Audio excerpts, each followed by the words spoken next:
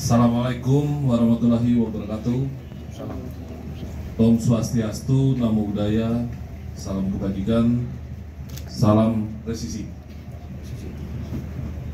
Yang saya hormati Pak Wadir Krimum, rekan-rekan Kasubdit, Direktorat Reskrimum, rekan-rekan penyidik, dan tentunya yang saya hormati dan saya cintai rekan-rekan media yang hadir pada press conference siang hari ini. Baik, kami dari Polda Jawa Barat akan menyampaikan terkait pengungkapan tindak pidana perdagangan orang atau dikenal dengan TPPO. Namun sebelumnya mungkin perlu saya sampaikan kembali terkait dengan apa yang dimaksud dengan TPPO itu sendiri.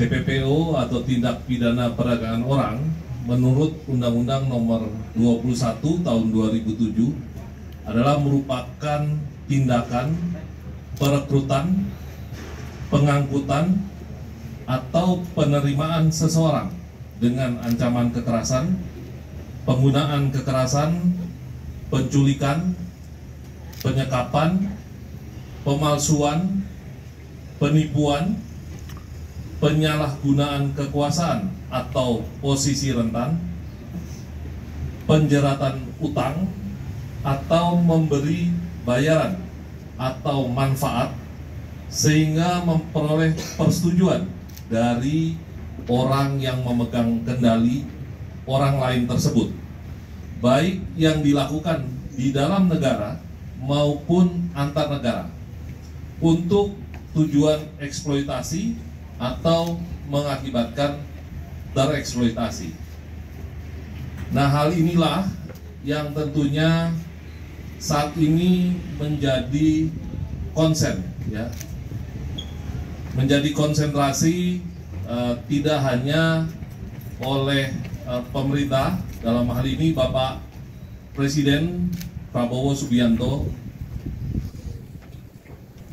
telah mencanangkan program Asta Kita. Untuk itu maka kami jajaran kepolisian khususnya telah menindaklanjuti, ya, program Asta Kita.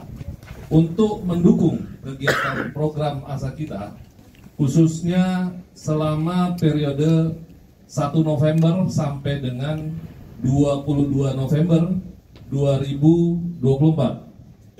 Sejauh ini Polda Jawa Barat, khususnya Direktorat Reskrimum Polda Jawa Barat dan Polres sejajaran Polda Jawa Barat telah mengungkap sejak periode 1 November sampai dengan 22 November 2024 ada kurang lebih 20 perkara, 20 kasus yang ditangani, kemudian korban sebanyak 27 orang, yaitu terdiri dari perempuan dewasa 21 orang, laki-laki dewasa 6 orang.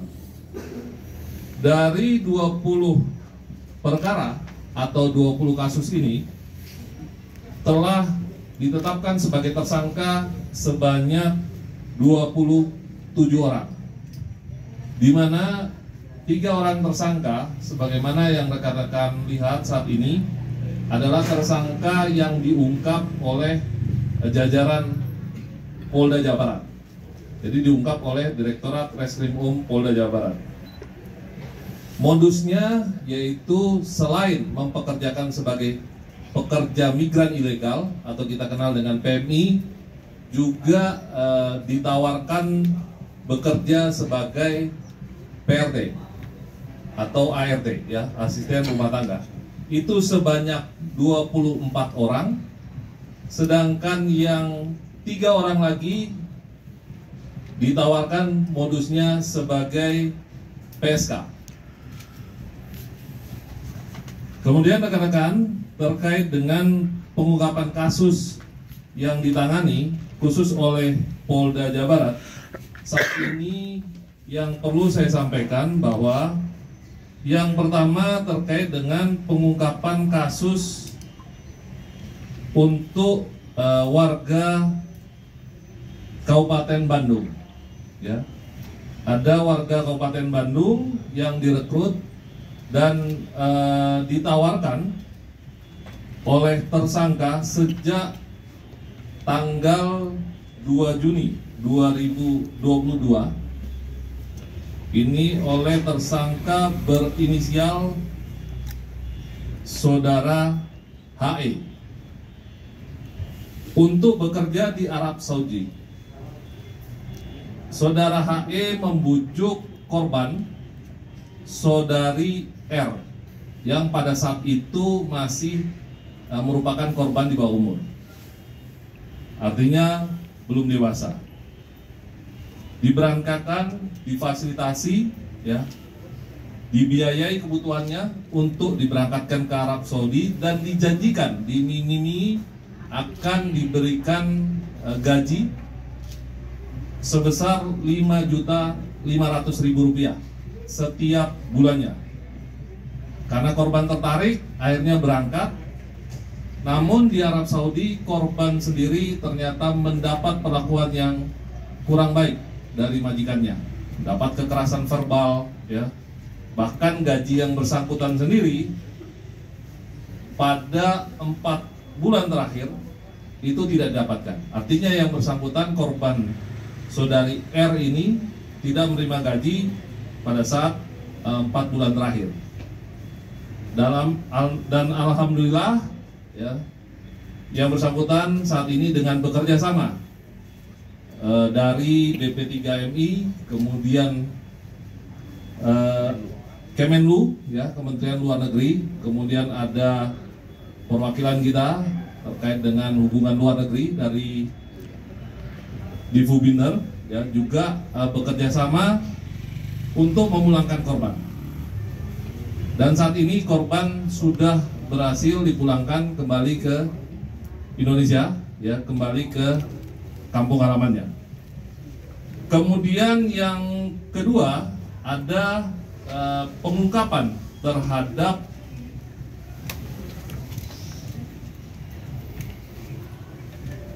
korban yang dilakukan kurang lebih pada 1 November 2024 kemarin. Ya, ini sudah kita lakukan penyelidikan.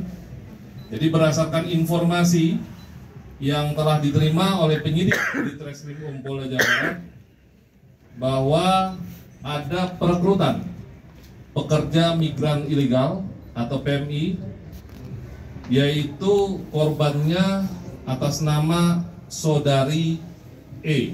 Jadi inisialnya E, ini warga Sukabumi yang ditampung di sebuah rumah, yaitu di Kecamatan Warung Kondang, Kabupaten Cianjur. Kemudian setelah itu penyidik melakukan penyelidikan dan menemukan bahwa korban memang benar berada di suatu tempat di rumah penampung milik kedua tersangka, yaitu berinisial Saudari IS dan Saudara AS. Keduanya diamankan beserta barang bukti pada tanggal 1 November 2024 pukul 01.30 waktu Indonesia bagian Barat. Untuk selanjutnya dibawa ke Polda Jawa. Kemudian para tersangka ini merekrut, ya, pada saat itu keduanya ini yang ternyata merupakan suami istri merekrut korban Saudari E tadi untuk diproses keberangkatannya tanpa melalui P3MI atau perusahaan penempatan pekerja migran Indonesia. Jadi tanpa melalui agensi Indonesia yang resmi.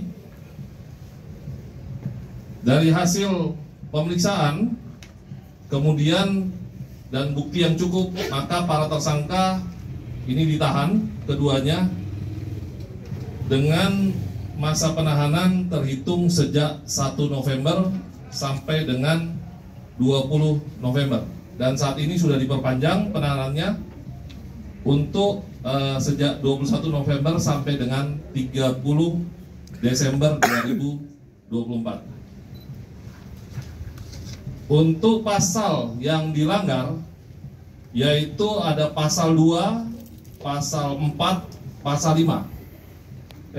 Pasal 2, pasal 4, pasal 9, dan pasal 10 Undang-Undang RI nomor 21 tahun 2007 tentang pemberantasan tindak pidana perdagangan orang. Kemudian juga pasal 81, pasal 69 junto pasal 81, kemudian pasal 68 junto pasal 83, pasal 72 junto pasal 86, Undang-Undang RI nomor 18 tahun 2017 tentang perlindungan pekerja migran Indonesia. Dan tentunya ada pasal 55 atau pidana, yaitu tentang penyertaan tindak pidana yang juga dikenakan oleh kepada para pelaku.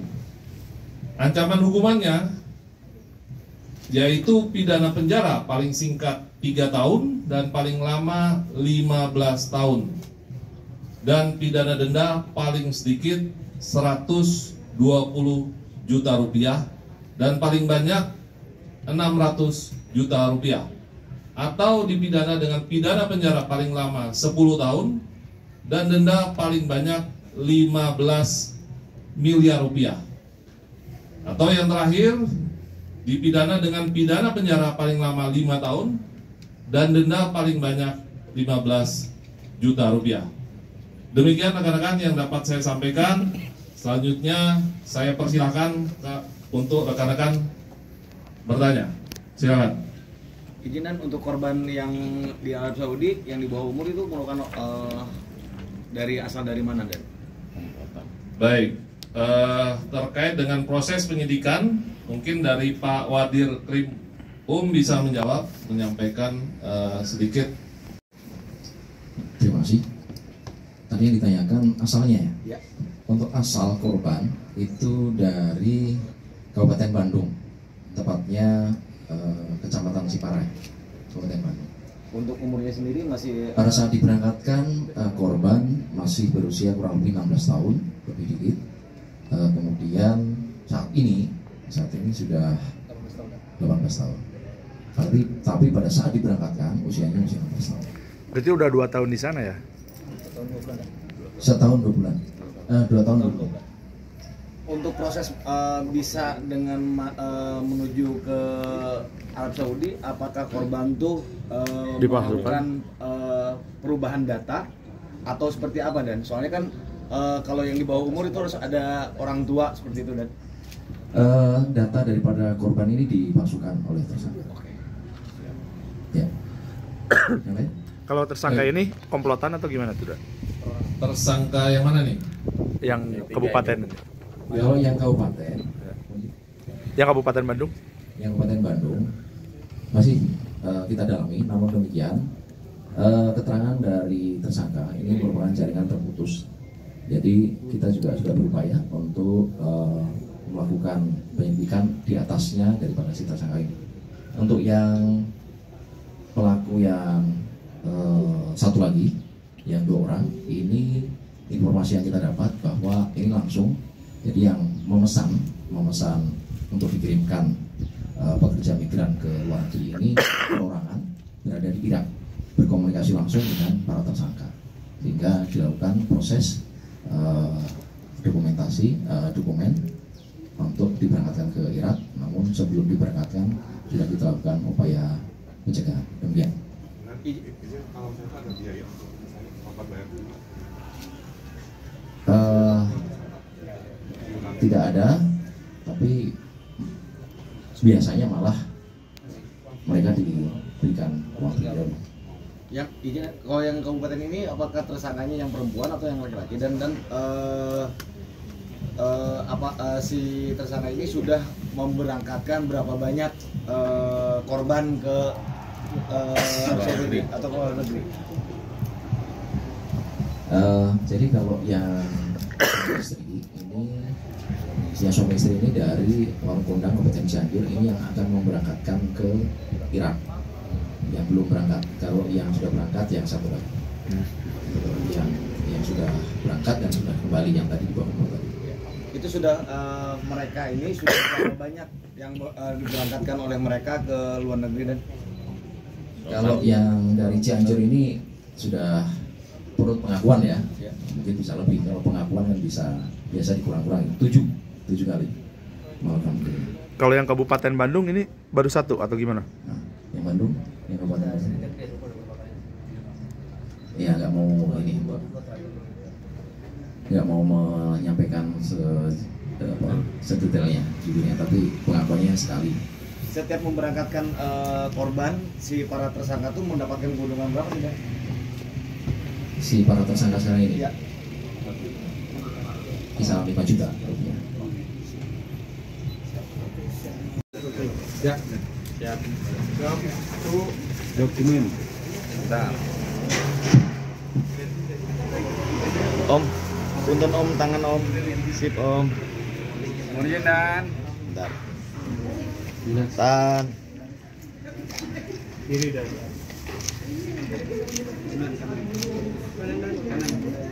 Sip. Oke Dan, makasih Dan. Makasih.